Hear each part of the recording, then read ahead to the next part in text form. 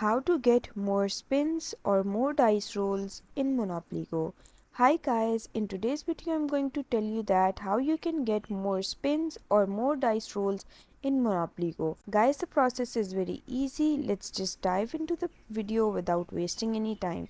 So first you have to open your Monopoly Go app, and once you open your app it's going to be like this, and then you can see in the bottom right corner there's this option of friends, albums, build and win.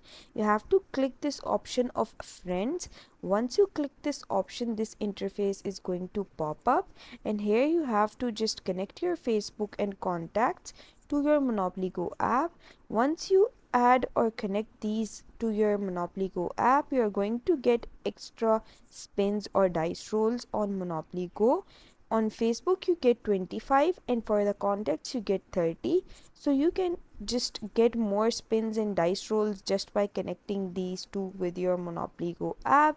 And this is the process that you can use to get more spins or dice rolls on Monopoly Go. I hope you find the process easy and like the video, and if you did, please don't forget to like and subscribe my channel. Thank you very much. See you again.